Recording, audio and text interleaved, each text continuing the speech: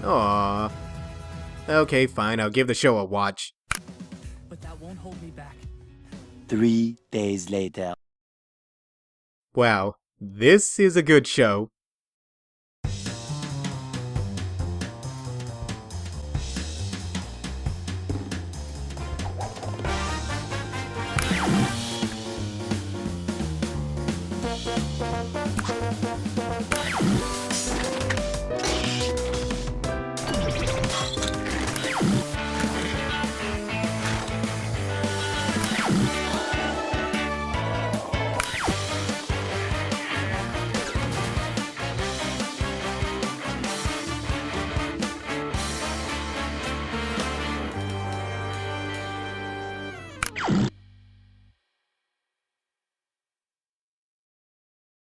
Hey cartoon watchers of the internet, I'm Channel Hopper, and the channels I hop through are good enough to review. And for those of you that don't know, I've been a Western animation fanatic for almost my whole life, with the occasional DBZ and One Piece thrown in the mix here and there. However, My Hero Academia has changed all that. The show follows the story of Izuku Midoriya and his goal of becoming a superhero in a world with over 80% of the population possessing some superhuman ability in the form of, for lack of a better term, a quirk. These special abilities can be classified into different fields and can be unique to the person that possesses it. Unfortunately, Izuku falls into the category of the 20% of individuals who don't possess a quirk, at least not until he meets the number one hero, All Might, who's also his idol and the symbol of hope in the world. And is it me, or does he look like a combination of Superman and Johnny Bravo? As quirks became the norm in the world, society implemented laws and regulations on the usage of these abilities in order to maintain the safety of the public, such as heroes need to be licensed in order to use their quirks to assist law enforcement, but heroes can't arrest a villain on their own. So I'll be focusing on the story as well as some of the arcs in the show and the characters and maybe the animation as well. But a quick note, I won't be able to go over every character in the series, so I'll have to save that for another video, as well as mentioning the manga. So storytime people. While Izuku Midoriya starts off as quirkless in the beginning, his determination and need to help others through self-sacrifice grabs the attention of All Might, who wants to find a successor to inherit his power of One for All, and that can embody the new symbol of hope not just by power alone, but through heart as well. This is due to the fact that All Might can't maintain his power for very long after each intensive fight, reducing the amount of time he can sustain the power of One for All and maintain public appearances to keep villains at bay.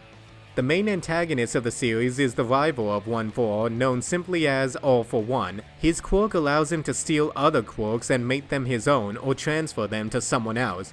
It is said that the origins of One for All came from his ability by transferring it into his quirkless brother years ago. Little is known about All for One, but the series has done a great job in building him up as the ultimate evil in the world with a menacing appearance and power to match. Now it's up to All Might to take up a teaching role in order to train Midoriya on how to use his power and make it his own without hurting himself in the process. The perfect setting for this is the Hero Academy UA High School, where we see an abundance of unique superpowers and characters. While in UA, he meets some interesting classmates who help him grow and in turn challenge themselves to go above and beyond each other, such as the aspiring hero-to-be named Bakugo, who along with Midoriya came from the same middle school and both strive to be the best but go about it in different ways. Bakugo will step over anyone and anything that gets in his way, while Midoriya wants to better himself through these obstacles in order to learn more about what it means to be a hero. Both are heading for the same goal, but their contrasting ideas on how to get there is what sells their rivalry to me. While other classmates are more supportive in Izuku's heroic endeavors, we hardly get to see the rest of Class 1A or the neighboring rooms like Class 1B share the spotlight in the first season with our main protagonist, which is understandable since it is Midoriya's story on how he became a hero from nothing. As for the other students, we get a chance to observe their quirks and personalities, but know little to no information about their backstories or motivations as to why they strive to become a hero, with the exception of a few students like Ochako wanting to simply support her family through financial gain, and Ida wanting to carry on the family legacy and be like his older brother.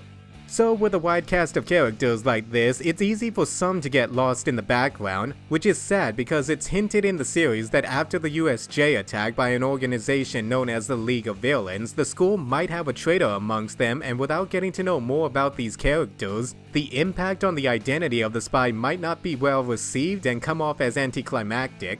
That being said, the students are by far my favorite aspect of the show based on their interactions, coordination, and cooperation towards a common goal.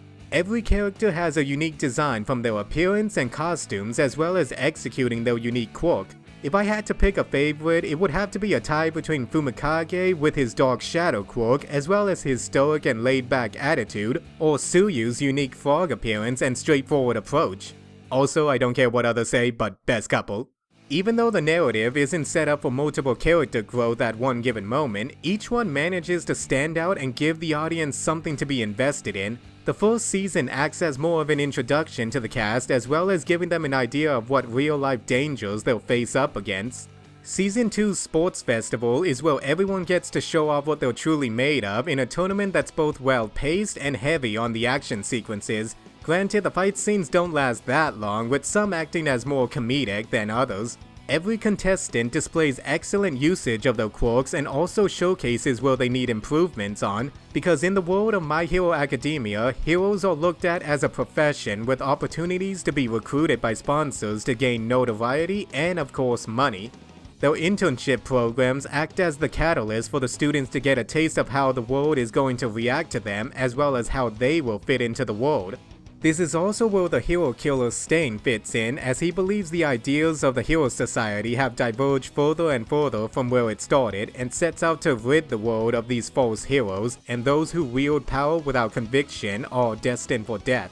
In addition to him, the League of Villains in the series set out to destroy the societal structures of heroes as they oppose the ideas of some quirks being viewed as acceptable over others. They claim that society will become weak if it relies too much on the heroes and will be blind towards the true dangers in the world. This is what the new generation of heroes set out to overcome, showing the world that they can make a difference in society not as one hero, but as a team. One of the best examples of this would have to be the final exam arc, in which the students must partner up in order to defeat an adversary far beyond their capability through teamwork or simply escaping to fight another day. A few teams worth mentioning are Tsuyu and Tokoyami and their coordination and communication skills as teammates supporting and covering each other's weaknesses. This makes up one quality of a hero, being able to cooperate and strategize with a sidekick or another pro. Ida and Ojiro's battle showcases that sometimes escaping a situation you can't win is the best option, which really hits home for Tenya since his encounter with the hero killer Stain caused him to forget his morals and value of becoming a hero not for the purpose of taking down villains, but saving others as the top priority. Seeing these characters admit to their faults and weaknesses kept me emotionally invested in them because of their vulnerabilities acting as more of an improvement opportunity instead of a character flaw. Every encounter with the villains, from the USJ attack to the capture and rescue of Bakugo during the training camp, gave our characters a chance to experience multiple situations they'll come across as heroes, and how even a moment of hesitation can be the deciding factor between life and death in a fight or rescue. Knowing what works and utilizing your best judgment is just one of the many traits a hero is expected to possess in this world. While I would like to spend more time on the cast, I'll have to move on to how the style and animation enhances my enjoyment of these characters and gives life into the world they inhabit. Now, I'm not too familiar when it comes to anime-style animation, but I can appreciate the amount of effort put into the show by Studio Bones, as well as how the manga was adapted into the anime.